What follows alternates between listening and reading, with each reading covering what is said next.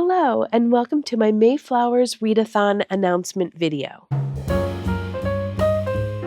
Last May, I invited people to join me in the May Flowers Readathon, and I am doing it again this year. It's just a way to kind of celebrate the return of spring, and it's something as simple as choosing a book for May that has flowers on the cover, and then read it and then share about it in whatever way you want to. You could leave it in comments here, or you could send me a message on Instagram or post about it on Instagram. I would love to see what books you are going to choose or have read for May Flowers Readathon. I have been collecting some books to read in May that have flowers on the cover.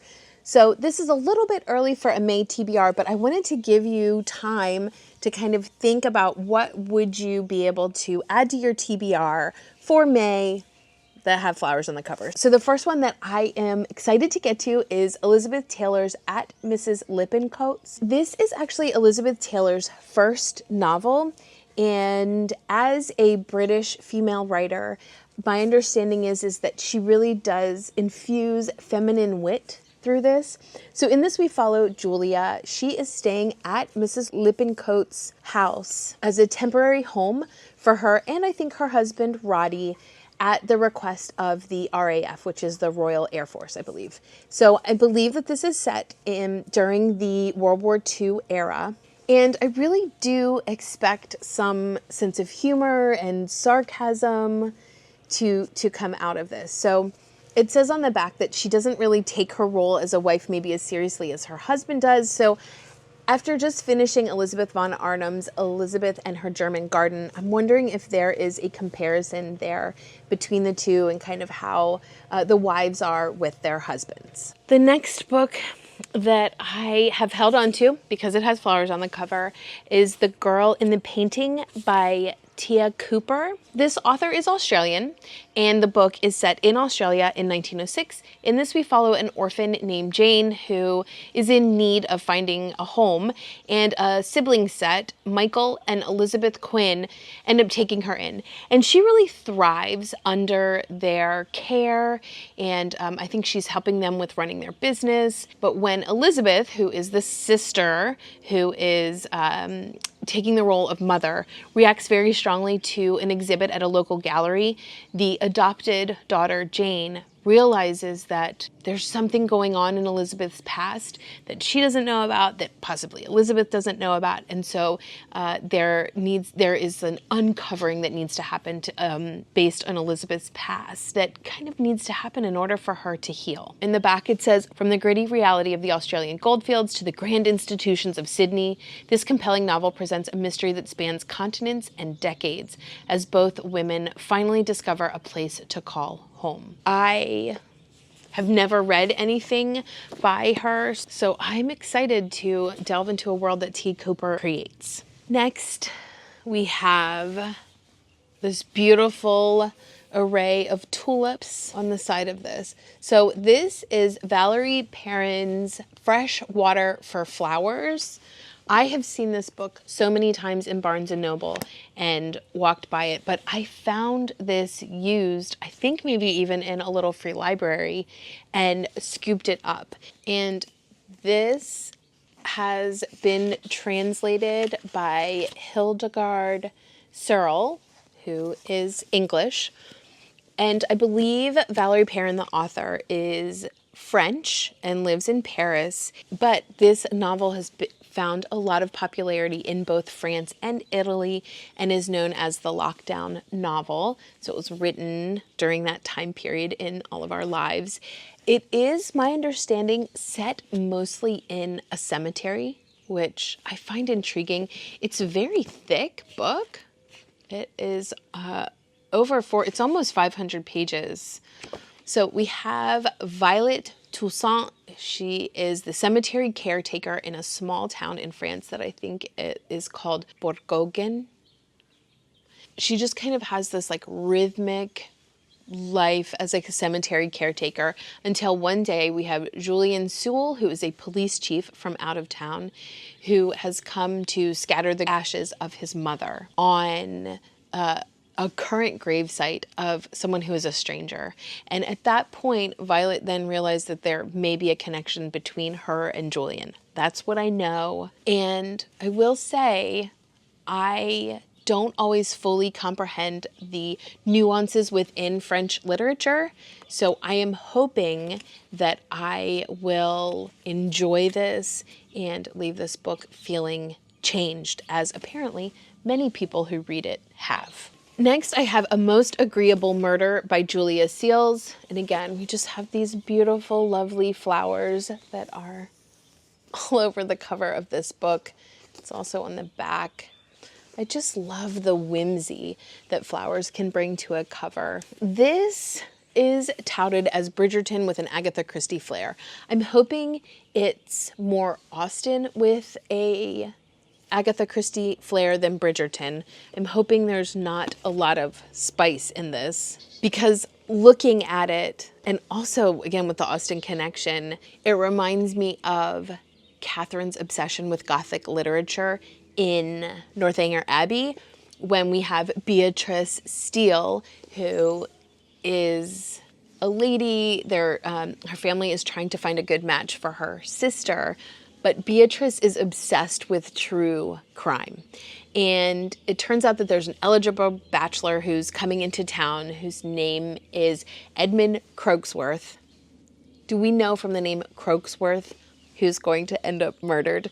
But anyway, they're at this ball. I think it's set in the autumn. They're at a ball and they're dancing, and Croaksworth croaks. And Beatrice now has a chance to kind of use all of her true crime knowledge to help solve the murder and to make sure no one else gets murdered. But again, she's also under the constraints of needing to act like a lady. I just think it sounds like such a fun romp. I love the cover. And so again, this is a perfect choice for the May Flowers Readathon. I have a tendency to love bookshop novels. This is the first in a new Booktown mystery series that Lorna Barrett wrote. And this one's called Murder is Binding. In this, we have a town that is called Stoneham. It's in New Hampshire, and it's really not a thriving town. But someone has the idea to bring in many different types of bookstores, and that seems to bring the town back to life. The problem is there is a murder. And so we have someone who owns a cookbook shop who has a rare cookbook, and the owner ends up murdered. And through this murder, they think that our main character, Trisha, is the culprit. Of course, now she has to kind of go around this bookstore town and figure out actually who the true murderer is. So supposedly there is a lot of discussion about old books in this, and there is a cat named Miss Marple. So I figured, again, with these little tiny flowers that you can see, again, you don't have to, for the readathon, choose something where there's prominent flowers. It just has little flowers in a flower bed, and that is good enough for me to put this on my May TBR. I found Faithful by Alice Hoffman almost a year ago in a used bookstore. I thought the cover was beautiful, and again, I love the flowers. This is actually like, you can feel the pattern of the flowers on the dust jacket. So I have enjoyed the Alice Hoffman novels that I have read, but I believe that this one's different. So Alice Hoffman is the author who wrote Practical Magic and all of the books kind of surrounding that series. That's that movie with Nicole Kidman and Sandra Bullock that's so popular. I think they're doing a reboot of it, actually. But the original one was from the 90s. This is a different kind of story, however. This is the story of Shelby Richard, who has grown up on Long Island. One of her closest friends, maybe her best friend, has an accident, and Shelby is then living with that guilt. She moves to New York City and seems to kind of collect an eclectic group of people to be friends with and to help support her as she is recovering from the trauma of this accident that her friend experienced. So I think in this we have some heartbreaking grief.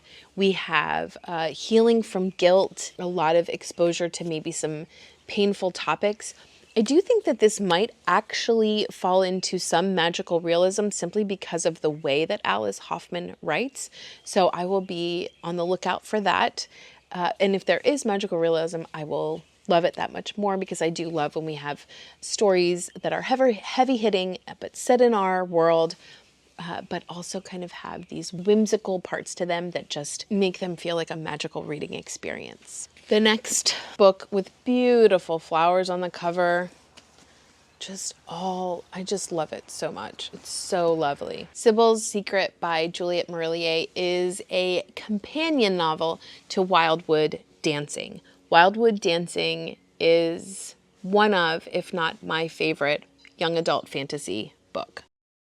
And while this is not a sequel, it is related to it in that there are characters from Wildwood Dancing in this book. Wildwood Dancing is a 12 Princesses retelling where we have traveling into the other world and fae and a mystery. It's just wonderfully crafted. It was, I believe, her first YA book and was received with much acclaim. So Cybele's Secret, again, it's not a sequel, but we do have some of the same characters that are in Wildwood Dancing. But this is set in Istanbul during the Ottoman Empire. Juliette Marillier actually has in the back a glossary of non-English words that she has put in here that I'm assuming are Turkish words, maybe Greek even. So she has like a dictionary in the back.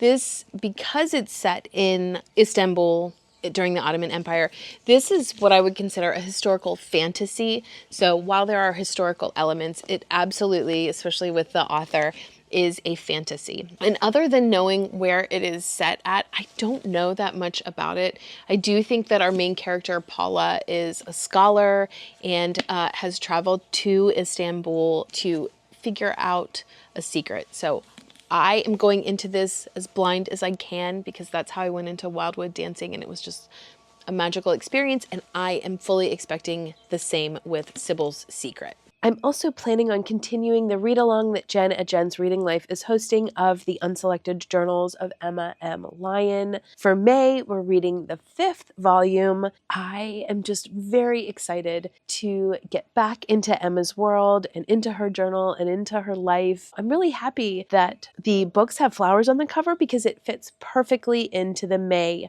Readathon idea. I have The Peach Keeper. This is by Sarah Addison Allen. I talk a lot about her. This I know will have magical realism in it. In this we have Willa Jackson. She's our main character.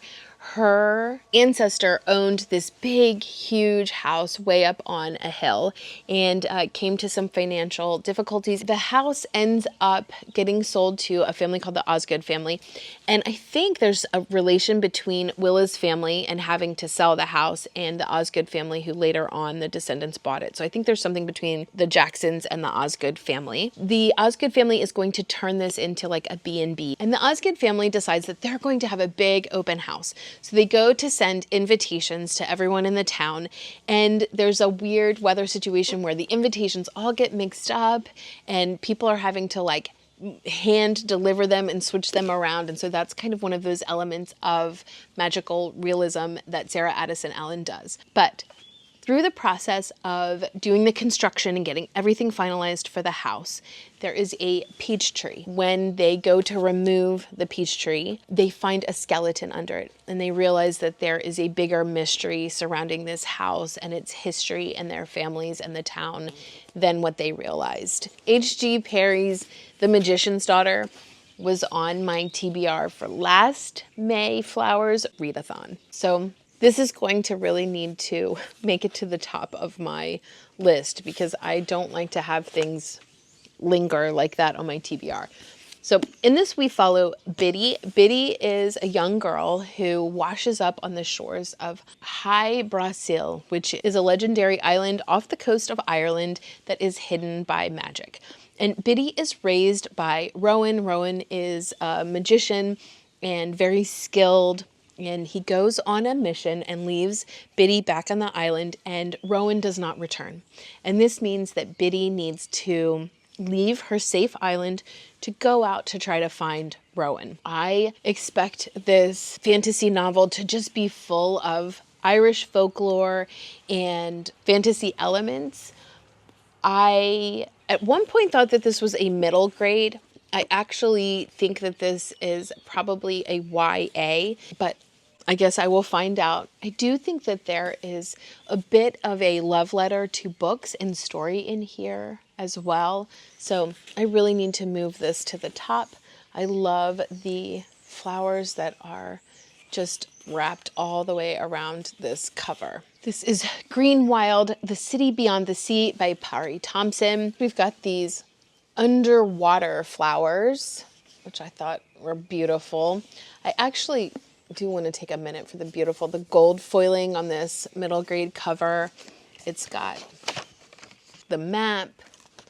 It has this beautiful naked case.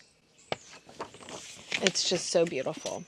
I read the first book in this series, which is The Place Behind the Door, I think, and that actually is Greenwild. So in this we follow Daisy Thistledown. Daisy lives in regular London, I believe, and her mother is an explorer who goes off on an expedition and leaves Daisy in a boarding school. It really reminds me a lot of Secret Garden. The mother goes missing. Daisy escapes from the boarding school. She ends up following this cat right here through a secret door into a secret land called Greenwild. And Daisy suddenly finds herself in an alternate world. So it runs parallel to our world, but because of safety reasons, they have created Greenwild and a protective measure that keeps evil out.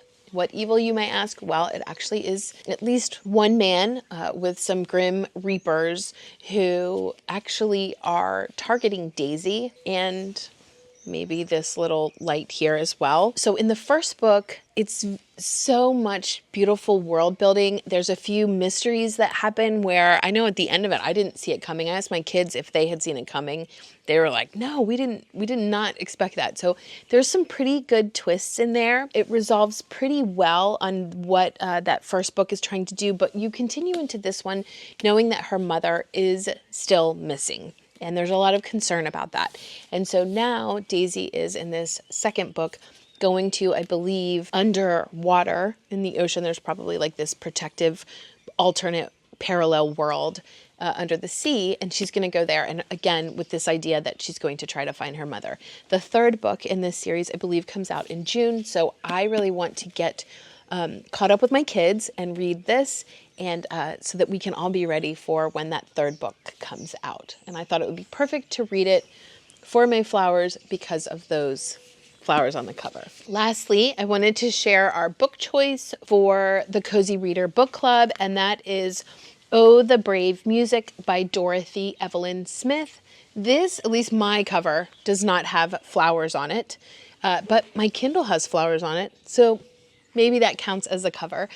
So in this, we have a young girl named Rowan or Ruan, and she has a love of the moors, which I think is probably one of the things I'm most excited about to read this is just her. I love books that are set on the moors. My understanding is Dorothy Evelyn Smith wrote this during World War II. She talked about kind of like hiding in her house with bombs dropping as she was writing this. The foreword talks about that probably being because she was on the coast. And so once the bombs had been dropped, if there were any extra as they were leaving the country, the airspace, the Germans would drop the rest of their bombs. And so anybody on the coast would get the result of that. And so that was probably something that she was dealing with. So as she was writing this in World War II, I believe that this is a kind of a looking back of a more nostalgic time. I do think there are some parts of this that include World War I.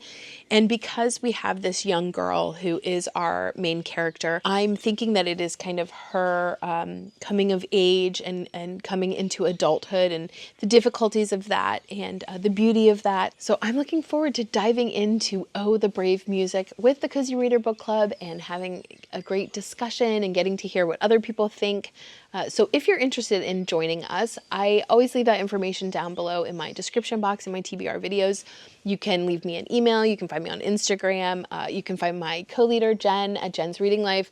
But if you just get us a message, we will get you added in. We meet on Google Meet remotely once a month on the third Saturday at 2 p.m. Eastern Standard Time. So again, all the details will be in below.